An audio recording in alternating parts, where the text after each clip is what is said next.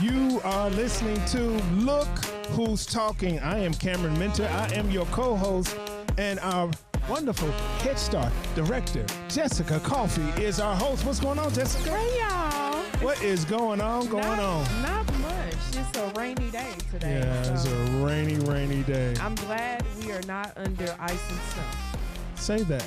Because some folks are, right? I heard that it's coming back, though. Yeah, next week. I hope. Knuckle up, Buttercup. No, I am over You over? any kind of winter precipitation. Yeah, my granddaughter was like, so is it spring? No, it is not. It is not. Hey, we had a beautiful day. What it was Monday or fantastic. Tuesday? It was Oh, fantastic. my goodness.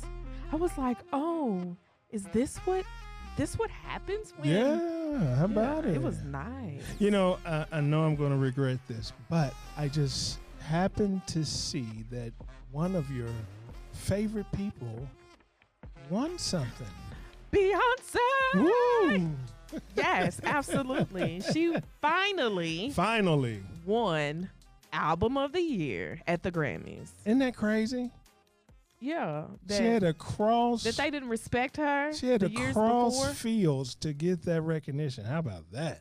I love her. But it was so funny because I remember, and those that follow the show, when we talked about Beyonce doing a country album. Yeah. Yeah, you know, at first it was like that we're not even going to call it country, blah, blah, blah.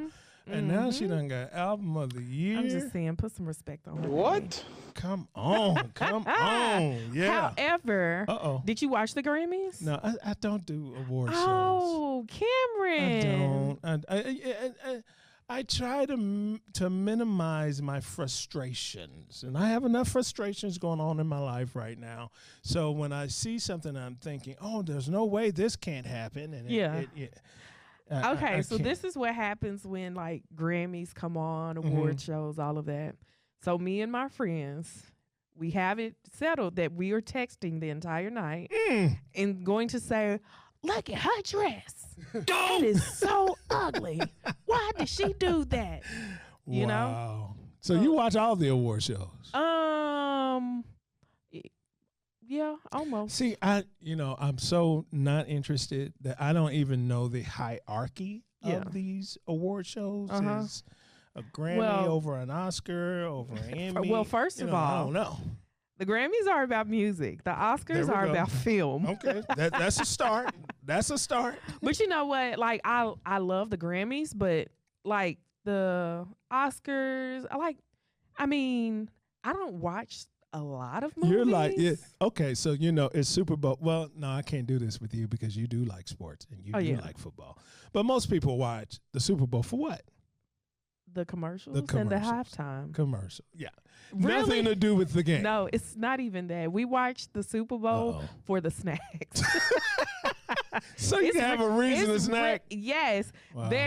Super Bowl is the reason to have a smorgasbord of finger foods. I'm done. I am done with you. Do you not do that? Do you watch the Super Bowl? Yeah, kind of. Do you have finger food Super Bowl Sunday? Yes. Exactly. I do, but exactly. But that's not like, it's not like I go planning like, oh yeah, I'm gonna get the wings and the dinner, whatever's in the house. Yes, but snack. Super Bowl Sunday, you always have finger foods. You don't cook like a Sunday meal. Okay. After church. No after church. We gonna get like Luther hungry, Luther full, where you gotta take a nap after. No, you don't do that. Yeah. You eat finger foods. You gotta have some rotel. Who knew there was some etiquette? Some wings, some meatballs. All of that. So you planning it. See, I'm not. Whatever's in the house, okay, yeah, that's No. You have to go to the grocery store, Cam. You have to go into Kroger and look at all the displays of football fields and goals. Go tempt and yourself. Get your soda. Now, that's one day you can drink soda, too. Super Bowl Sunday, you can have a pop. Well, I'm glad you have some standards and some. Yes. Some I mean, is it not almost like a holiday? It is. I mean, but they don't let you celebrate because when you have to watch the Super Bowl and go to bed late, they still expect you at work the next morning, right? Well, yeah, have a point. Yeah, and you know, You have a point right there. college football is the same way. But anyway, we digress. Well, What? I don't even know what we were talking about because you started talking about Super Bowl. I know, it just took you off, It didn't I? did. Well, we're going to bring you back. Okay. Because it is now time for a coffee break.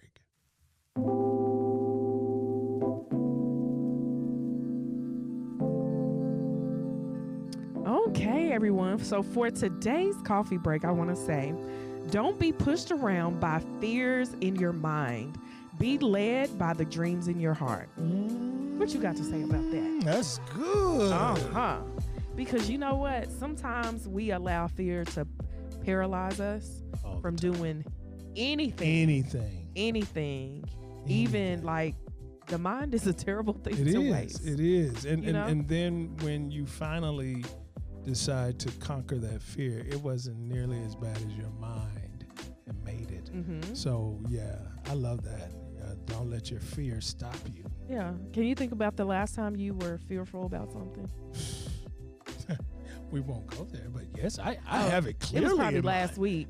It was probably last week. Never mind. Yeah. But you know, fear is it's a it's a terrible drug. Yeah. Yeah, how about that? Which, you know what, brings me to our guest today because Yes. I was fearful to take tests, and we just had a great conversation Oh. about test taking and my whole fear about that. But today. On the podcast, we have one who has just become one of our newest policy council members. Ooh, Yeah, he's all on our right. policy council and the director of youth program and volunteers for the Carnegie Center. We have Jonathan Hall. Hey! I love it. That's Welcome, such a great intro. Jonathan. Yeah, how about that? That's Oh, wonderful. wow. You got set up to be on the council, didn't you? I did. He got set up. I don't think he knew what he was didn't know getting what he was into. getting into. No, he didn't know. I'm about to find out. Yeah. Welcome to the show. We're so glad to have you here. Yes, I'm so happy to be here. Thank you all for hosting. And I have to say, y'all's banter is on point. I was like, yes, Yeah. y'all made that look so easy. Oh, It's just Listen. talking. It's just talking with a friend. So yeah. it comes a little easy. But if you put us on subject, we might not do so well. Well, don't listen to the first couple of podcasts. Right. 'cause Those Oh, were, okay. those were You've awful. worked into this kind of chemistry. I see. Oh. It's a process. So what we want to talk about today is all about, what the Carnegie Center does. And, Yes. They have a big emphasis on literacy as well. So Mm-hmm. if you could just give us a brief history of the Carnegie Center and, yeah. Yeah, absolutely. So the Carnegie Center was founded in 1992, but the building that we occupy has been a fixture in Lexington. It was built in 1902 Oh, and was for many, many, many years the main public library. So I didn't for know most that. folks, when they see this building, they think of the library. A lot Mhm. of folks Prime do. real estate. Too. Yes, Yeah. indeed. It is right there on between 2nd and 3rd, Mhm. across from Transy. yeah. A lot of Transylvania students come and tutor with us. We'll talk about that. But Mhm.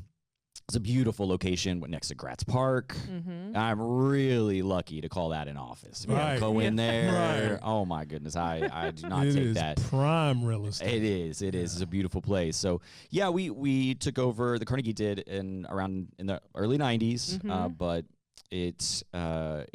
when the library moved over to their main branch that they Mhm. are occupy now, right? Yeah. Mhm. And they were looking for something to do with it. They were saying, well, should we? I mean, as was relayed to me, they were thinking, well, should we sell it to maybe a law firm? Should we knock it down? Because you use some more parking, Yeah. Yeah. I think that was pitched. Mhm. And some organizers came together, and they really wanted to keep that idea of the library and literacy Mhm. as a part of that building. And so that formed the Carnegie Center for Literacy and Learning, and we were able to keep it running and keep the building intact. And that's part of our mission, is just to kind of be good stewards of that space. Right. How long have you been there? So I've only been there about a year and a half, and but it's been absolutely an incredible journey, and it's a really cool. We were talking earlier too about how I'm always amazed how many people that Carnegie Center has touch, how many lives it's touched, because I'll run into just about anybody and they'll say, oh, well, my son or daughter got tutoring there. Or a lot of times it's like, I got married there. Because a lot of people don't know, we actually rent it out. And so we do rentals as well. Yeah, it's just it's a cool place. Can you tell us about what you do at the Carnegie Center? Yeah, absolutely. So I'm the director of youth programming. So what that means is we're developing classes and also outreach opportunities. So one of those things that I'm particularly proud of is our work with the Community Action Council and getting into the Head Start program. So I really believe that literacy starts obviously right there from 0 to 5 with excitement and joy of getting a book and realizing, because nobody wants to say, well, you have to read because you're going to make 25% more annual income when you get to certain. No, that's not going to happen, right? Like, that does not motivate any child. But what does motivate a kid is getting caught up in a story that they love and they see themselves in. Yes. Right? Yeah. And say, that could be me. That could be me as the main character. And so once kids get that hook, they're going to want to read. Oh, I love that. They'll do the work, right? I can't wait to have you come read to our children. And I want to be in the classroom when you do it. I do get a little silly with it. Yes. Yeah, sure. Because like you have to. I mean, because there's a difference when you don't. Yeah. They're looking at you like, no. Oh, you don't want to be in those rooms. They'll turn on you. It's like a comedy set gone wrong. Exactly. You do not want to die on stage there. So you got to go all out. But you just said something that I never thought about before, but it should be exciting. And I thought that made me think back to when I was younger. Like, I hated reading. I know what you're going to go to. I hated reading. Right. Well, I felt like one of the characters that I could, felt like, oh, I can see myself in it was the Bearstein Bears. Okay. Or Ramona the Brave. Yeah, okay. So it was like you are taking on an adventure. Yes. But, reading for me has to be exciting for me to really get into it. Absolutely. One thing that I'm trying to do, with my grandkids is not make reading punishment. So when I was growing up, when I was growing up, oh, you got bad grades, blah, blah, blah. No TV for you. Go read a book. Yes. And so it was presented to me as punishment, not something fun, not something that I could get out of. You know what I'm saying? Yeah. And so I don't want us, with my grandkids, you spending too much time on the thing. Well, let's talk about it when she's not in trouble instead of just when she's in trouble. Because when we wrap it up in punishment, then it's failing from the jump. Oh yeah, they'll internalize that message, right? They'll understand and see this thing as a chore, as a punishment.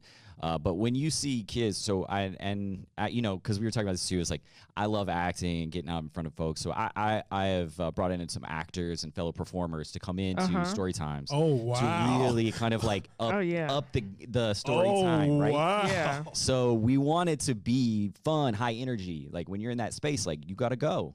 Don't just flip the page. Okay, then the Bearstein Bear went outside. And, it's you need to sell it. And you have gone to a whole nother level. Yeah, we're taking it to another level. We got to. We have to. So I really love it, and I think then you turn around and you go, oh, by the way, you're all getting one of these copies of this book. Oh yeah. Right. So then we give the students a book, and then to see them light up, and then that's when you did the job right. Yeah. If they light up and they go, we really get to keep this. Okay, you then mission accomplished, right? If they go, oh well, thanks for the book, appreciate it, then maybe we need to work on it, right? Right. So, but we're seeing that. We're seeing it, and the joy and the space and the happiness is part of it. And then you associate that process, the reading, with the happiness and the fun. Right. So that's the plan. Well, that's awesome. You know, we're going to talk a little bit more after the break of some more things that the Carnegie Center is doing right here in Lexington. But in the meantime, you are listening to Look Who's Talking.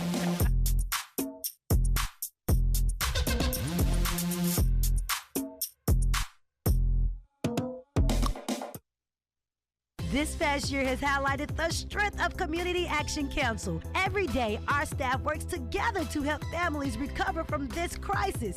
We're educating children at home and in person, helping parents who lost their jobs, and helping households avoid eviction. Our work at Community Action Council has never been more important than it is right now. So why not join us? We have employment opportunities requiring a range of skills from entry level to advanced. Apply online at commaction.org. Community Action Council's Head Start programs are now enrolling for the 24-25 school year in 15 counties, including Lexington. Head Start offers high-quality early childhood education for qualifying families with children between the ages of 6 weeks and 5 years old. Spaces are limited and filling up quickly. So, to help ensure your child receives the Head Start Advantage this year, start your application today by calling 859-233-4600 or go online at comaction.org. That's COMM action.org.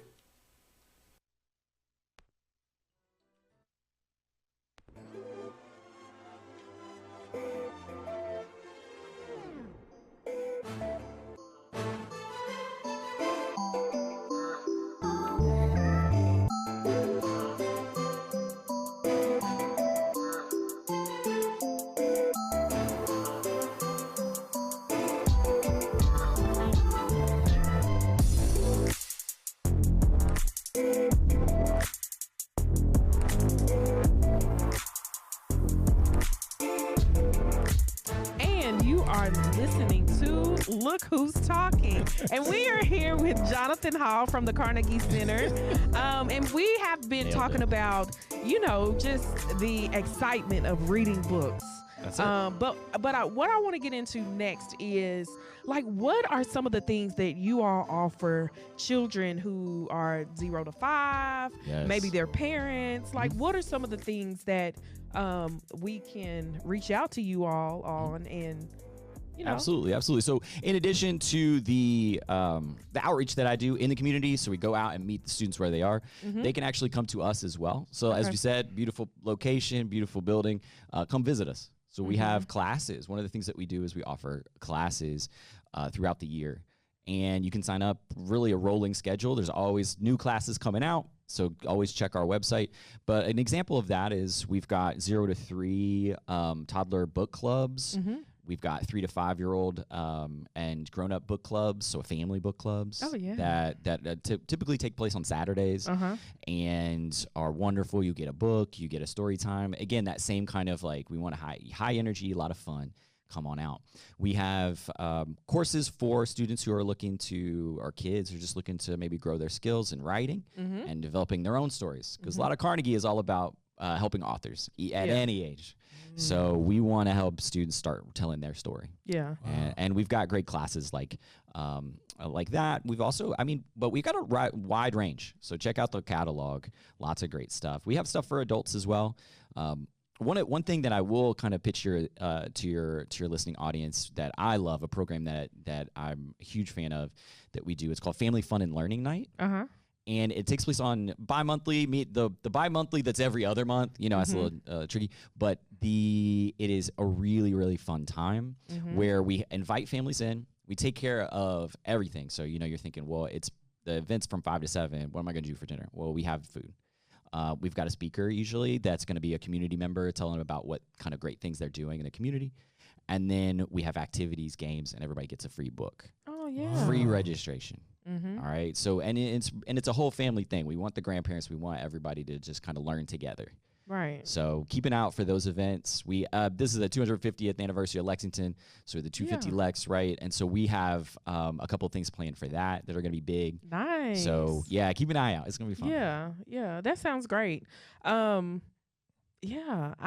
excited about some of the things that you are offering for those kiddos 0 to 5 because it with that age range, most families are like, well, they can't read, but if you read to them, Yes. that is, and I think this is therapy for me because my parents are great. Hey, Come on. yes. My parents I'm here. are great. However, like, I'm like, well, maybe I didn't like reading because they never read to me. This but they fashion- expected me to read. Well, yeah, but you model it, right? So Yeah. if mom, dad, grandma, grandpa, guardian, whoever is there as the adult monitor, modeling that behavior to say, Yeah. oh, this is great. I love this. Yeah. That kid is gonna see that, right? Right, And if right. the parents say, oh, well, all right, book, I don't like books, and they're gonna see that Exactly. too. So Exactly. But if you go with them and you have fun with them and you make it a moment that they're gonna remember, it'll file back, right? Yeah. It'll file into their subconscious. But I think it's huge. It's such a huge impact, and just connecting. That's my whole passion, is just connecting those experiences Right. with fun and books Yeah. and learning and reading, because for whatever reason, I've always loved learning. I don't know, but I think if you were to kind of dig down, if we wanted to do therapy today, Right. I think it goes back to my parents encouraging that, Yeah, let's go. exactly. I probably, they got me books and they Yeah. kept me, See, and my parents did not read to me. They got me books, and I was like, yeah, no, I'm not doing it. You're Yeah. not doing it. Why should Right. I? Absolutely. However, they would say, go outside and play. Mm. And I had a great time, like, coming up with stuff. So, like, Creating, yes. yeah. So being innovative. So, like, I have a lot of that. Mm. I love, like, making my own stories. And Absolutely. like, now Cameron I probably get on Cameron's nerves because I'm always like, let's do this idea. Yes. I think our kids deserve to see an elephant at a center. Like, I want to Yeah. go big or go home. Yeah. I love that. Y'all on the same, We are on the same wavelength. Yeah. You're like, hey, let's talk about the elephant in the room, and you're like a metaphor. You're like, no, literally. Exactly. I want to talk about the elephant in the room, and I Wow. want it to be in the room. Right. So with some of the activity, what is one of the activities that really stuck with your heart that you all did at the Carnegie Center? We had just recently a family fun and learning night in celebration. We have it annually with celebration of Martin Luther King Day. And we had Jim Embry, who is just a local legend for his work with sustainability. And food. we brought in the Black Farmers Association to an alfalfa with Tiffany Belfield Elamine, and they catered the whole thing, Oh, wow. and it was just absolutely beautiful. We had lots of great families come out and just learn about what it means to grow food locally, and then and get it to a table, and what that looks like. And it was really special. It was really beautiful. And so things like that to be able to put together and give not only kids but also parents.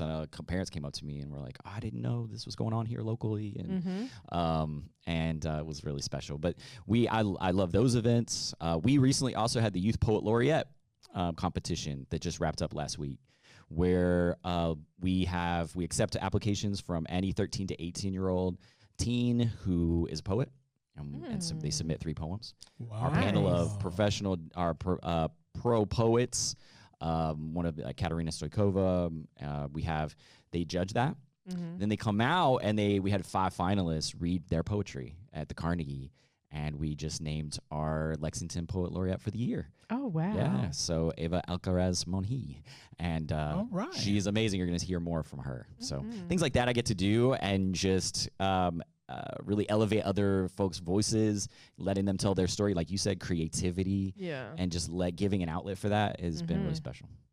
That is Nice. awesome. So we talked during the break that Carnegie doesn't just do one thing. What are some other things that we haven't talked about? Sure. That Carnegie might be Yeah, a so great resource. Yeah, we're a great resource for so many things, and a couple of things that we do outside of my purview. So I'm I'm a youth guy, so I kind of handle that. But we do have a tutoring service that is very, very inexpensive. So it is a waitlist sort of thing. So you want to put your name in for that. I would, absolutely do that. If you want to volunteer, come out. It's the best way to volunteer. It's 1 hour of your week. And What do I'm telling volunteers you, do? They come in and help tutor the kids, Oh, and we okay. give you kind of a little bit of a structure and just kind of give you some tools to be able to make an impact. But I'm telling you, that 1 hour a week that you invest in a young person, you will watch them develop, watch them grow, and it is, from personal experience, it's just very, very it's such an impactful hour of your week. And then we also have, for adults, a huge part of what people know Carnegie for is our authors support. So we have tons of classes. If you've got a book in you, and you're like, I got to get it out, then we help you do that process from idea generation to crafting it to publishing it, all of that. Oh, wow. If you think about Lexington, you think about Kentucky, and you think about generally where we might rank in terms of literacy, you might not think that we crank out authors, right? But we do. I mean, this state has an incredible amount of authors that are nationally, internationally known. I mean, just think from, bell hooks and your Hunter S. Thompsons, all those kinds of folks. But I love that Lexington is kind of a great focal point for folks that they can get their work out there. Yeah. That is awesome. I didn't know that. That might be how I reach my million. Come on. Here we go. Become an author. Look, There you go. This is so therapeutic for you. I'm so glad you turned the show into your needs. Happy to help. Well, that's awesome. Now we've talked all this about Carnegie. What is some Yes. contact information? When are you all open? To get all the good stuff. So the best way to, I think, reach out to me. I mean, I would love to get, if some of these programs interest you, jhall@carnegiecenterlex.org, and you can email me there. The other thing is we generally are open Monday to Friday, 10:30 to 7:30. You can stop in, hang out the front desk. We've got catalogs. We'll walk you through our programs. Any questions, always feel free to stop in. We are open select Saturdays for programming, like I mentioned, story times, things like that. And I think that's the best way. You can give us a call. I don't have the number on me right now, but go ahead to carnegiecenterlex.org and there it is. hit us right there. You see it? You see his radio voice came in there? Absolutely. Yes. Oh, don't do that around us. You'll be on more shows. I don't know what you're talking about. I don't have a radio voice. No doubt. At all. Yeah, but we also talked about you sing. So. I don't know. But no, it's too late now. No. More of it. I don't usually do musicals. It's more straight plays. But if you twist my arm. Oh well, we love won't having you on. Oh, it's really fun. We want everyone to know about the Carnegie Center. Carnegie. I don't know what I said. Carnegie Center. You've got some information there. You've got some help. Jonathan will. Yes. Jonathan, tell our people what's the word of the day. Lugubrious. Our word of the day is lugubrious. Wow. Okay. See, y'all play too much. I love that word. All right. You have been listening to Look Who's Talking. Look Who's Thank Talking. you, Jonathan, for being on the show. Oh, thank you so much for having me. Y'all share the show. Tell your friends. You know what to do. See you when we see you.